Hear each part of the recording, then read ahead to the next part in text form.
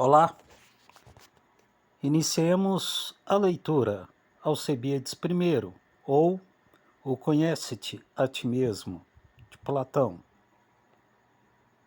Personagens: Sócrates e Alcebiades. Sócrates: Filho de Clínias, suponho espantar-te o fato de apenas eu, o primeiro a ficar apaixonado por ti, não me afastar, mesmo após todos os outros terem desistido. Além do mais, enquanto eles se amontoavam à tua volta, falastrões, eu não lhe dirigi a palavra por anos. A causa disso não tem origem humana, mas, sim, em um certo impedimento espiritual cujo poder tu aprenderás mais tarde. Agora, como nada mais me impede, cá estou, esperançoso de não encontrar impedimentos também no porvir. Tenho te analisado de perto ao longo desse tempo, examinando como te portas diante de quem por ti se apaixona. Dentre tantos e tão orgulhosos que vieram, não houve um que, depreciado em orgulho por ti, não tenha fugido. Permita-me listar as razões de seres o mais orgulhoso. Afirmas que nenhum dos humanos te é minimamente necessário. Graças à tua profusão de recursos, não necessitas de nada, desde o corpo até a alma. Isso porque te julga ser o mais belo e grandioso. E, nesse caso, fica evidente a todos que não mentes. Ademais, pertencerias à família mais atuante da tua cidade, que seria, por sinal, a maior da Grécia. Da parte de teu pai, terias inúmeros parentes e amigos entre os excelentes. Se necessitasses de algo, eles te providenciariam. Aqueles da parte da tua mãe não seriam em nada menores ou inferiores. Acima de tudo isso que foi dito, julgas derivar o teu poder de Péricles, o filho de Xantipo, a quem teu pai estabeleceu como teu guardião e de teu irmão. Ele pode fazer o que deseja, não só na cidade, mas em toda a Grécia, incluindo ainda enormes e numerosas populações de bárbaros.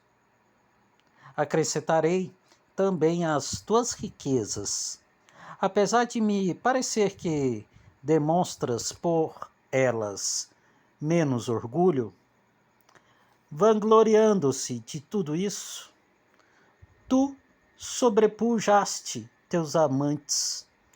Estes, em desvantagem, acabaram sobrepujados.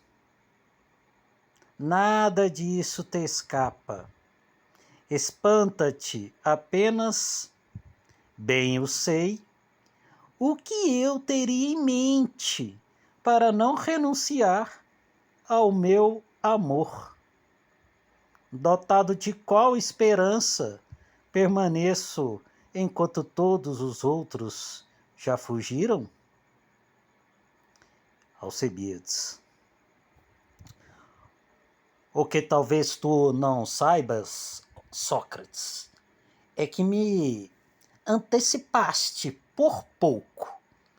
Eu tinha mesmo a intenção de me aproximar para te perguntar o que tanto desejas e, ainda, em vista de qual esperança me importunas. ao sempre te posicionares cuidadosamente perto de mim, espantando-me com isso, e me agradaria compreender a tua atitude. Sócrates. É provável que me escutarás de coração se, como dizes, desejas saber o que me passa pela mente. Falo, portanto, a um ouvinte que persistirá. Certamente, mas fale, disse Alcibiades. Pense bem, disse Sócrates, pois não seria espantoso se a dificuldade que tive para dar o primeiro passo for também a dificuldade de pôr um ponto final? Apenas fala, meu bom, pois escutarei, disse Alcibiades. Sócrates. Dizer? Eu devo. Ou deveria. É difícil para o apaixonado se apresentar a um homem que não sucumbe aos apaixonados. Mesmo assim, devo ousar expor o que trago em mente. Alcibiades, eu teria, desde muito tempo, renunciado ao meu amor caso te visse apegado a essas coisas que listei, julgando-as suficientes para levar a vida. No entanto, estou convencido de que tu tens outras coisas em mente. Vou declará-las agora, cara a cara. Entenderás, enfim, por que continuo a ocupar a minha mente contigo. Na minha opinião, se algum dos deuses te dissesse: Alcebiades, o que preferes? Viver tendo tudo o que agora tens, ou morrer neste instante caso não possas alcançar algo maior? Acredito que escolherias cair morto, Alcebiades. Permita-me dizer ainda qual é a esperança com que vives. Tens para ti que, ao te apresentares diante do povo de Atenas, e isso ocorrerá em poucos dias. Essa apresentação vai provar aos atenienses o valor pelo qual deves ser estimado, até mesmo mais do que Péricles ou qualquer outro dos que antes vieram. Essa prova te dará o poder maior na cidade. Se fores o maioral aqui, também o serás nas outras cidades gregas. E não só na Grécia, mas também entre tantos bárbaros quantos habitem o nosso continente. E se o tal Deus ainda te dissesse ser preciso restringir o poderio à Europa, não te sendo possível atravessar a Ásia, nem supervisionar as ações deles, ou mesmo se os supervisionasse, mas apenas a eles, não acredito que escolherias viver, a menos que fosse para preencher toda a humanidade com teu nome e poder, como diz o ditado. Também julgo teres para ti que, além de Ciro e Xerxes, ninguém jamais teve valor para merecer a própria reputação. Que tens mesmo essa esperança, bem o sei, e não fantasio. Mas, mesmo se fala a verdade, talvez tu digas: Por que, Sócrates? Me vens com esse discurso quando te propuseras a investigar, por que não te afastavas de mim? Vou repetir. Você ainda pode dizer: por que, Sócrates, me vens com esse discurso quando te propuseras a investigar? Por que não te afastavas de mim? Pois te respondo, prezado filho de Clínias e Dinômaca, é porque sem mim te será impossível tornar realidade tudo isso que tens em mente. Relevante assim é o poder que acredita exercer sobre ti e tuas ações. Julgo que também por isso a divindade não me deixava conversar contigo antes.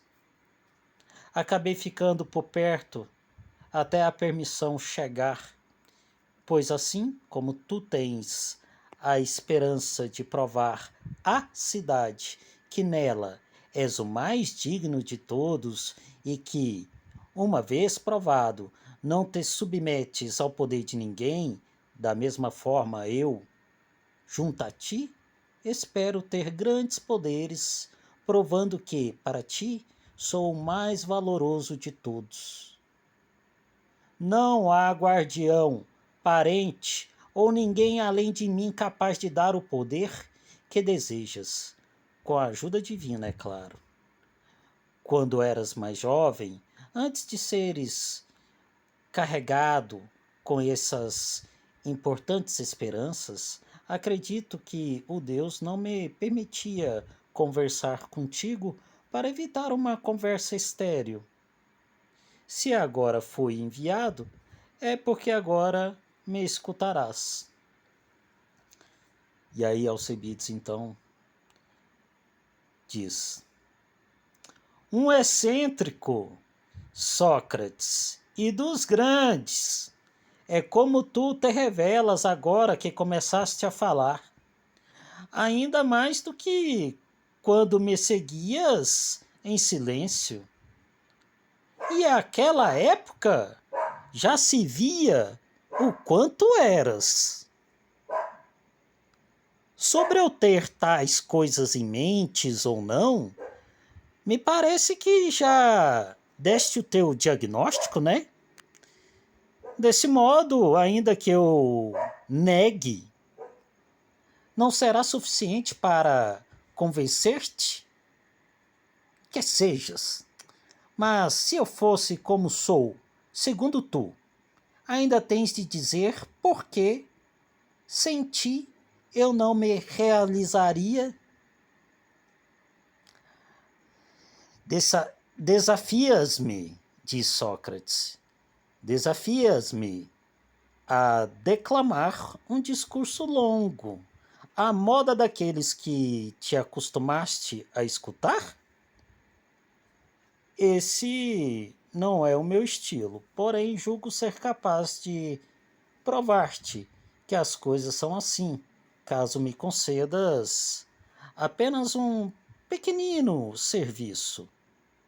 Ora, se dizes que o serviço não é difícil, eu concedo, Alcebiades fala. E por acaso responder perguntas é considerado difícil? Diz Sócrates. Não, não é difícil, Alcebiades. Então responde. Pergunta? Diz Alcebiades. Tens em mente? Te pergunto, aquilo que afirmei teres em mente? Alcebiades, que seja, como queiras, pois só assim saberei o que tens a dizer. Sócrates. Então vamos lá. Tens em mente, como afirmei, apresentar-te aos atenienses em breve, oferecendo-lhes conselhos.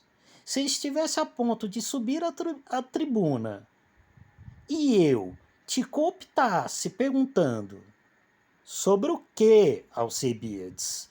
Os atenienses se propuseram a receber conselhos. Para tu te ergueres no intuito de aconselhar, deve ser sobre algo que conheces melhor do que eles, né? O que me responderias? Eu diria, de fato, ser sobre aquilo que sei mais do que eles, Alcebiades responde. Portanto, és um bom conselheiro sobre aquilo que porventura sabes? Pergunta Sócrates. Pois como não, Alcebiades? E sabes apenas aquilo que aprendeste de outros?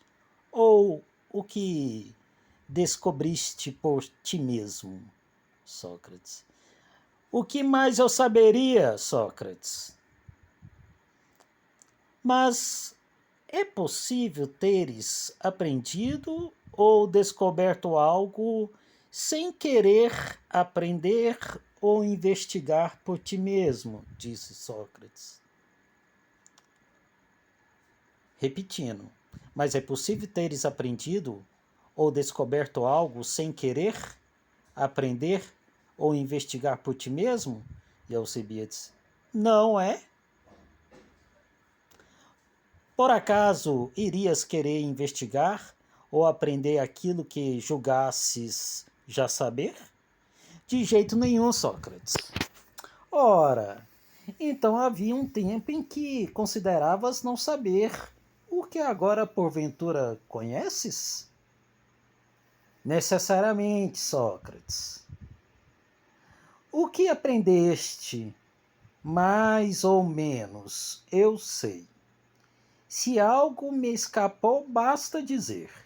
Segundo me lembro, tu aprendeste as letras, a tocar cítara e a lutar.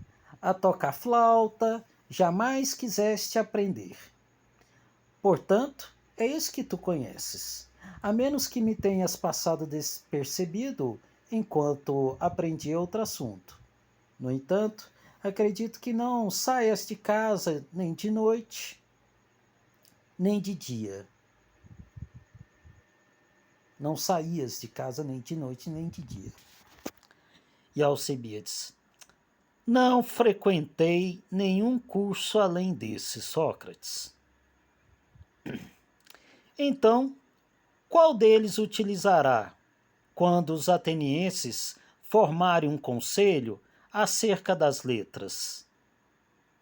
Sobre como deveriam escrever corretamente? Talvez te ergas a fim de aconselhá-los.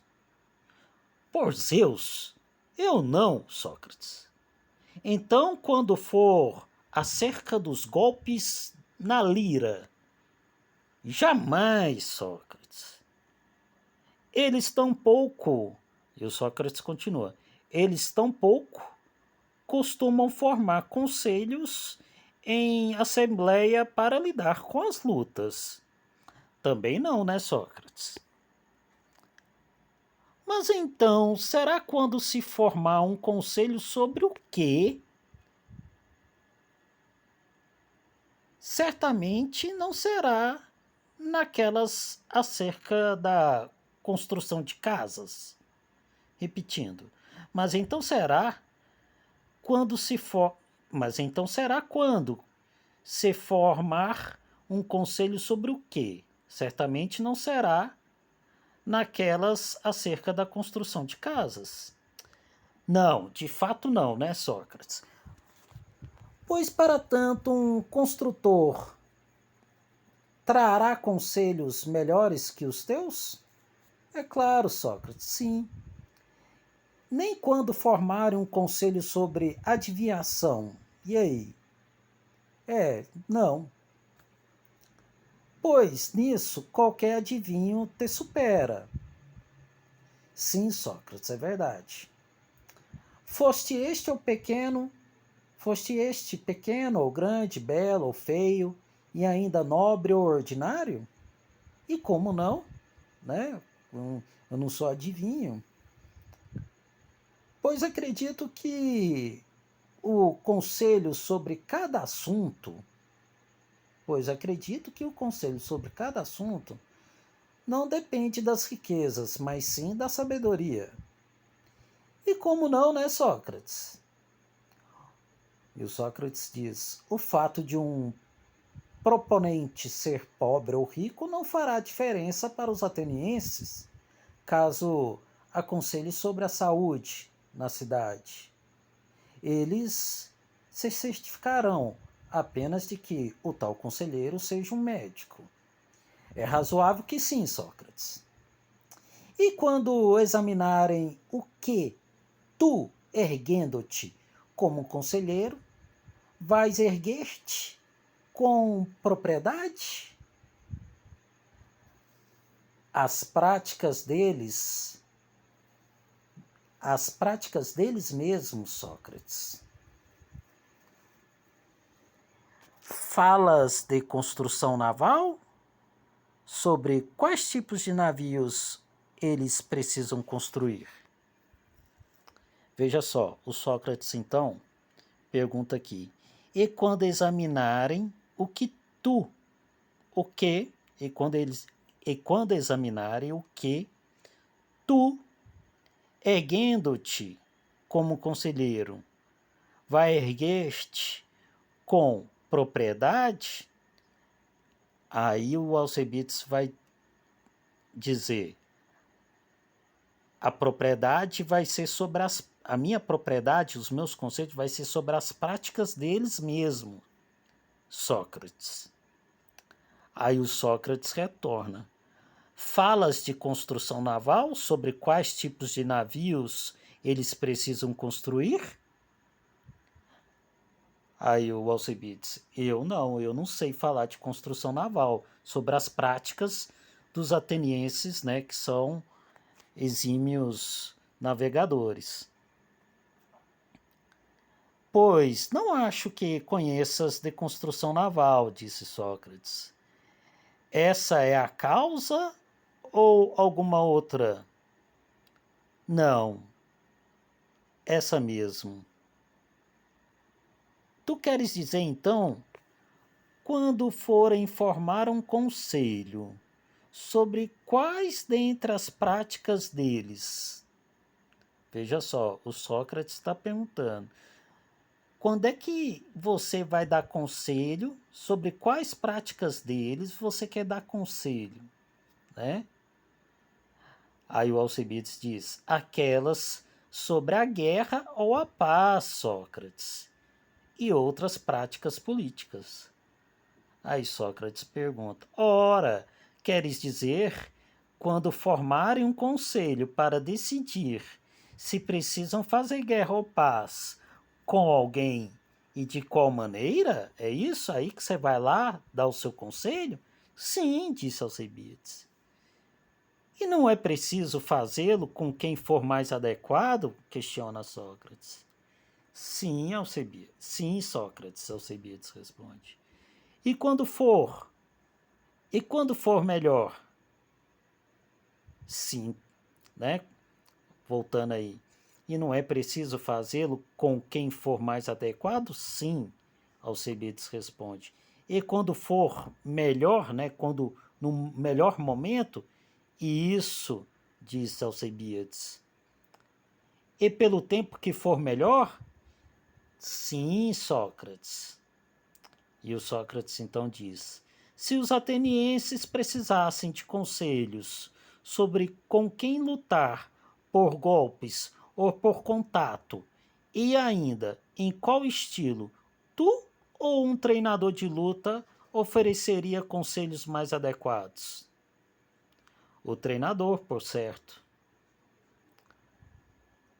Também tens de dizer em vista do que um treinador aconselharia sobre com quem se deve e com quem não se deve lutar, e ainda em qual estilo e ocasião. Eu digo que se deve lutar com quem for melhor fazê-lo? Não? Sim ou não? Sim, disse Alcebiades. E no estilo que for mais adequado? Isso mesmo, Sócrates. E ainda, Quando for mais adequado à luta, né? Certamente, Sócrates. E quem canta, por sua vez, deve tocar cítara durante a cantoria e marcar o passo? Pois deve, Sócrates. E quando for melhor, no melhor momento, sim. E no melhor estilo? Confirmo, Sócrates. O quê? Disse Sócrates. O quê? Denominas os dois de melhor? O tocar cítara junto do canto e o lutar por contato, mas o que chamarias de melhor no caso do tocar cítara? Você diz que era melhor, denominas dois de melhor, o tocar cítara junto do canto e o lutar por contato. Mas o que chamarias de melhor no caso do tocar cítara?